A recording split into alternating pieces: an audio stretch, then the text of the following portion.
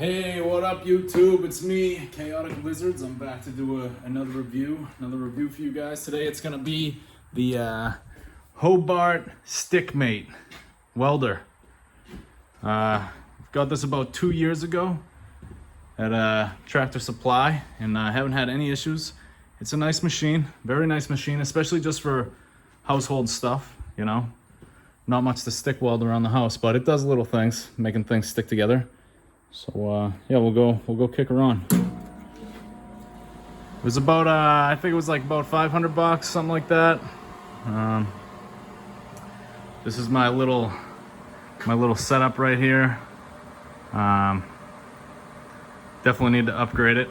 It's just a bunch of junk really, but yeah, it works for me. I don't use it very often at all, so figured I'd come out here and run some beads and show you guys the different settings and stuff like that. So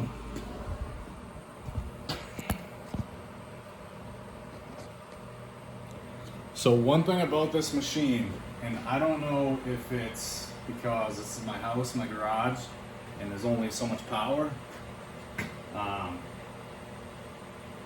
but it does, you have to weld very hot, much hotter than you normally would, much hotter than I would weld at work, stick weld. So, and I'll show you guys the difference between the beads.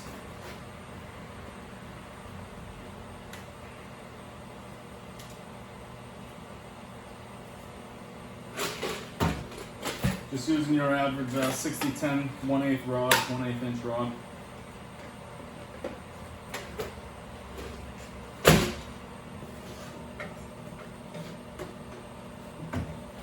So to start off, I'm going to turn this down to about 80 amps.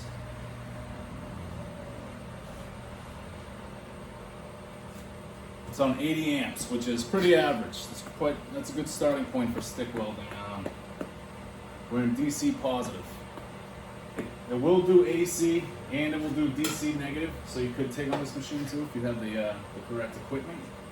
But DC positive is what I always do, and that's what I'm going to continue to do. AC is way too erratic, if you know what I'm talking about. It's just the arc is all over the place, and I just don't see any reason for me to ever do that, to ever use AC power for this. But yeah, anyways, we're at 80 amps. I'll run a bead, and then I'll show you guys.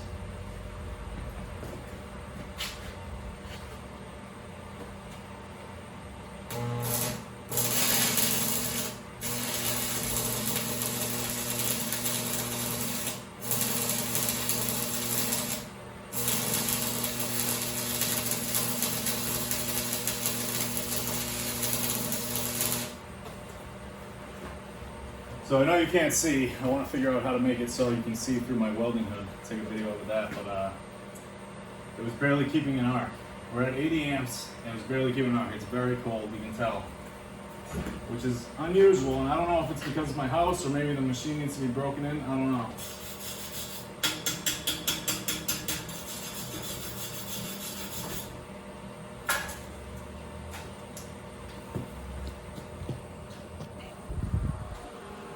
So,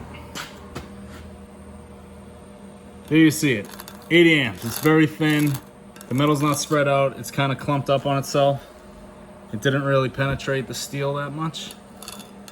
So, that's 80 amps. Now I'm going to put it up to about, we're going to go to 110, which is getting pretty hot, especially for 1/8 rod.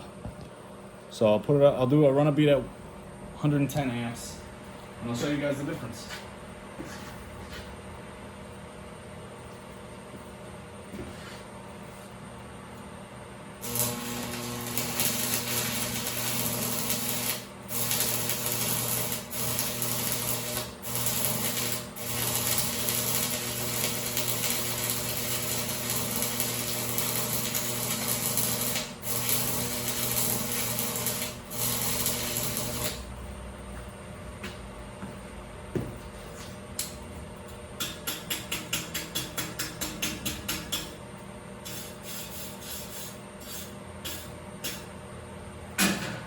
By the way, it is it is good practice to always wear a mask when you're welding. I always do, but I'll make an exception today. I'm just running a few beads at home. So there you have it. 80 amps, 110 amps. Still looks very cold. So now I'm gonna turn this up to about 150, 155 maybe. That's where I found this machine runs the best bead. So you'll see the difference.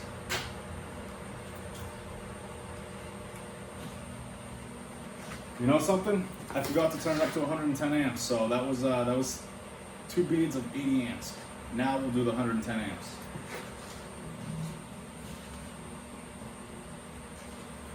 Sorry about that. So 110 amps right here. Let's see the difference.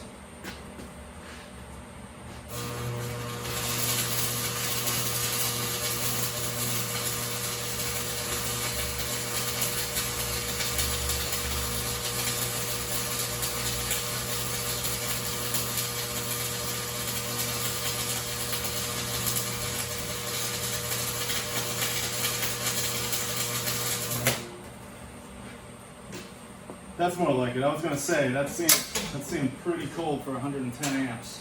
It's a little better. It's still cold, but it's better.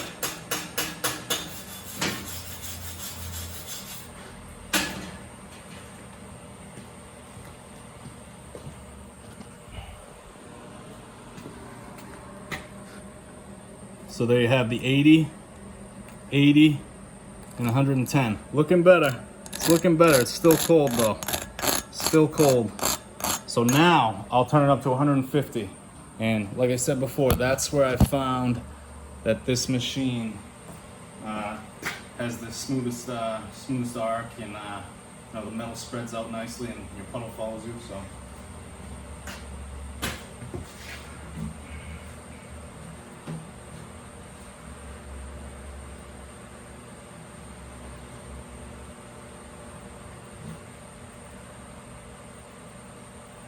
And so one thing that I will say I dislike about this machine here is this dial for your heat, for your amps. It's just it's made of plastic. It's, as you can see, that thing's wiggling.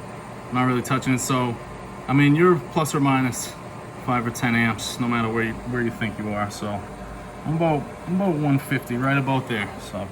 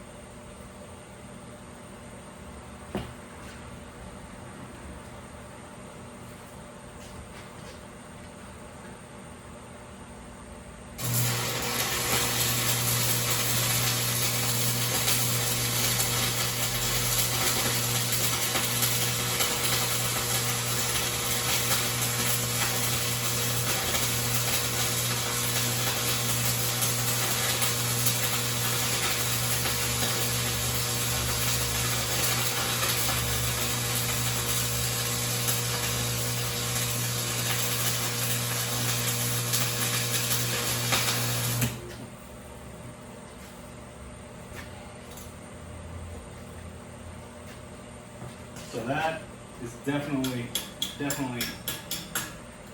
getting hot.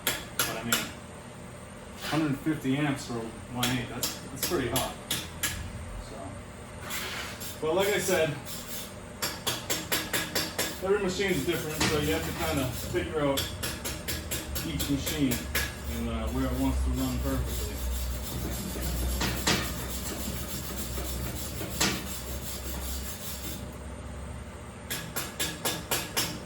Yeah, so that looks a little hot, but I'll show you guys.